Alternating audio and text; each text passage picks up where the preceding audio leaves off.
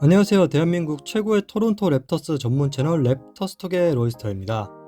이번 시간은 2024-2025 시즌 리뷰라는 타이틀로 한 시즌에 대해 있었던 이야기를 간단하게 한번 리뷰해 보도록 하겠습니다. 창단 30주년이라 딱 30승을 맞춘 토론토 랩터스였습니다. 최종 성적은 30승 52패로 동부 11위, 플레이오프도 플레이인 토너먼트도 탈락했습니다. 사실 창단 30주년이었기 때문에 큰 기대를 품었던 랩터스 팬과 구단에는 큰 실망으로 돌아온 이번 시즌이라고 할 수 있겠습니다. 어떻게 보면 이 30주년은 랩터스에 있어서 원점으로 되돌아왔다라고 말씀드릴 수 있겠는데요.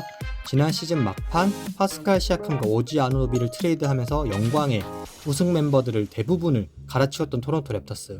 새로운 로스터로 새롭게 도전했지만 아래에 이야기할 이유들로 인해서 실패를 하고 말았습니다. 빈스 카터의 영구 결번식을 비롯해서 여러 가지로 의욕적으로 추진했던 이번 시즌이었는데 결과가 너무 아쉽게 되었습니다. 실패의 원인, 가장 큰 원인은 부상입니다.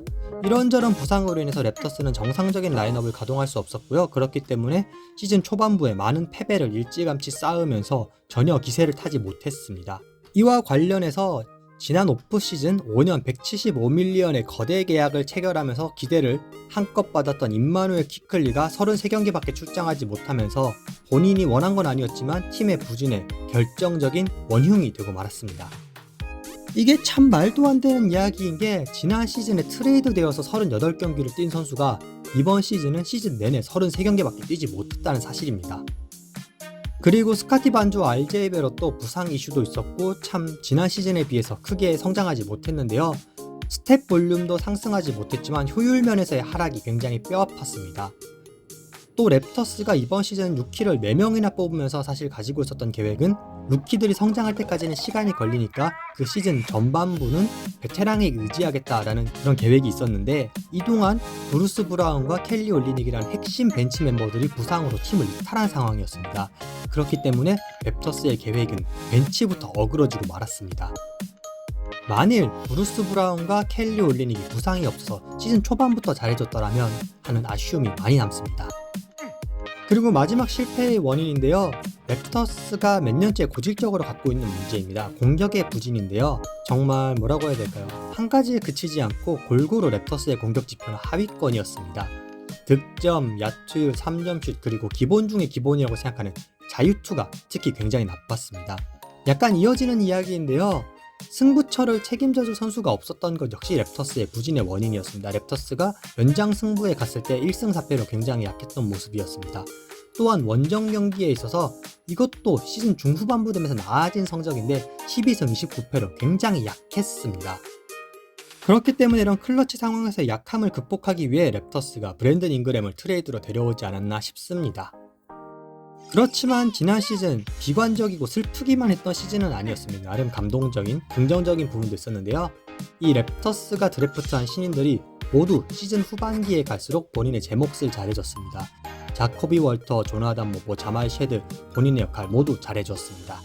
그리고 또 빼놓을 수 없는 선수가 제이미슨 배틀인데요. 투웨이 계약자도 아닌 썸머리그 초청자로부터 시작해서 정규 계약까지 따낸 나름의 신화를 구축했습니다. 이 제이미슨 배틀의 40.2%의 3점슛 성공률은 100개 이상 3점슛을 시도한 루키 중에 3위의 기록입니다. 좀 제가 제 사견을 넣자면 조나단 모보와 자코비 월터는 잠재력이 높은 선수들이고 자말 쉐드와 배틀에 있어서는 잠재력도 물론 있지만 안정적으로 현재에도 해줄 수 있는 선수이기 때문에 현재와 미래를 모두 잡은 지난 드래프트였습니다. 또 지난 시즌의 성과로 빼놓을 수 없는 선수는 그레이디 딕이라고 할 수 있겠습니다. 시즌 막판에 부상과 부침으로 인해서 조금 하락한 면은 있지만 결국 14.4의 평균 득점으로 지난 시즌보다 약 6점 상승한 모습을 보여줬습니다. 시즌 초반에는 MIP로도 언급될 만큼 굉장히 뜨거웠던 선수였고요.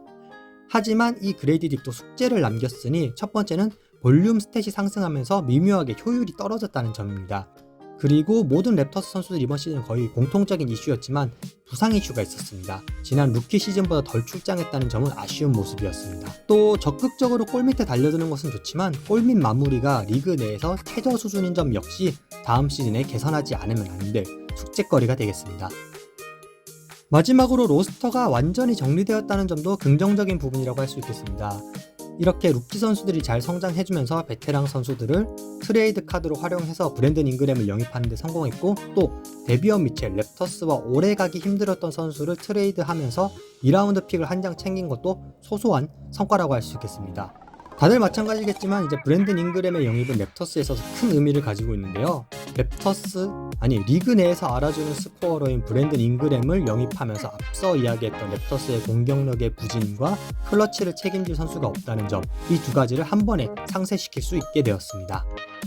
되돌아본다면 저는 랩터스의 이러한 선택들 자체는 크게 틀리지 않았다고 생각합니다.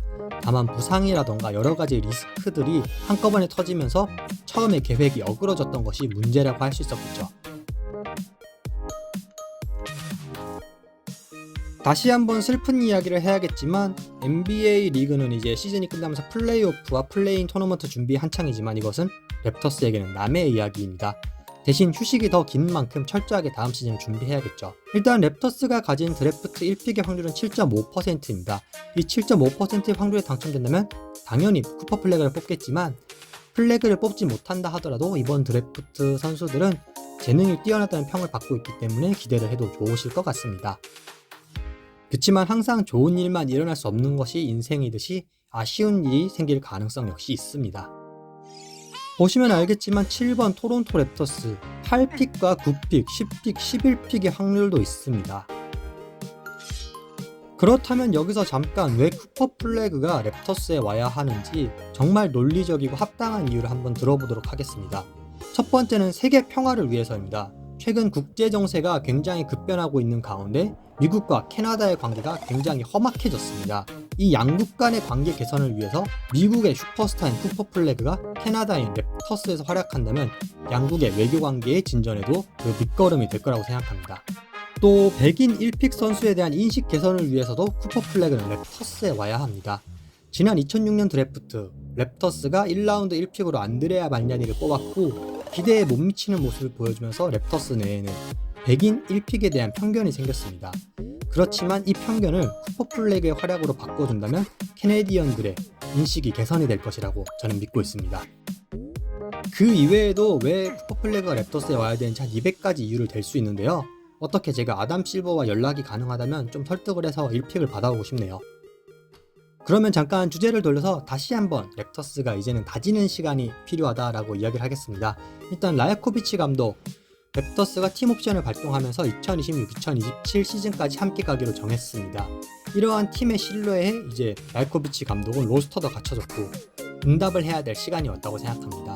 또 이제 로스터를 보시면 아시겠지만 이제 로스터가 확실히 좀 안정적으로 됐고 더 이상의 트레이드는 없을 만큼의 밸런스가 잡혔습니다. 그렇기 때문에 이제는 더욱더 멤버들의 기량을 끌어올리는 시간이 되어야겠죠. 대형 트레이드를 오프 시즌에 생각하신다면 좀 잠잠할 것 같아요. 이번에는요. 이러한 가운데 아쉬운 작별이 예고되는 선수가 있으니 크리스 부시에입니다.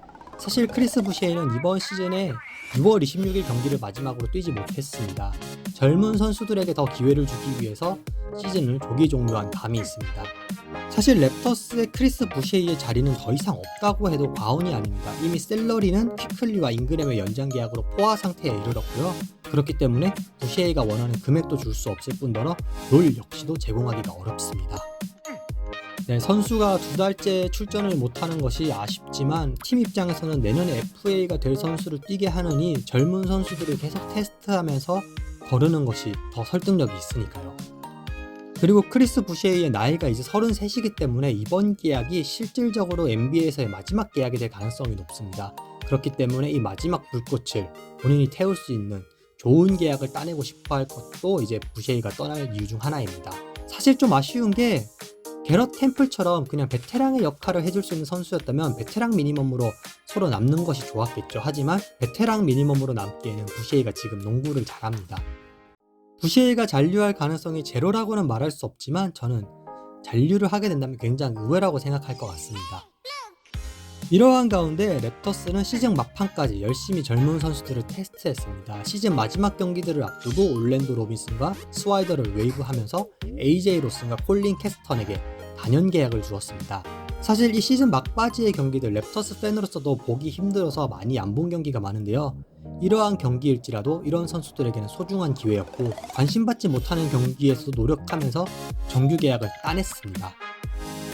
어린 시절에는 당연히 스타 플레이어의 화려한 플레이에 많이 집중을 했고 좋아했지만 이제는 이런 벤치 멤버 한 명 한 명에게도 감정이 이입되는 그런 나이가 된 것 같습니다. 그리고 또 한 명 보이지 않는 곳에서 굉장히 노력을 하고 있는 선수가 있으니 바로 게럿 템플입니다. 이 게럿 템플의 라커룸 리더십에 대해서 라이코비치 감독은 굉장히 높이 평가를 하고 있고 재계약을 맺고 싶어 한다고 하고 있고 템플 역시 현역 연장의 의지가 있기 때문에 순조롭게 계약이 마무리되지 않을까 싶습니다.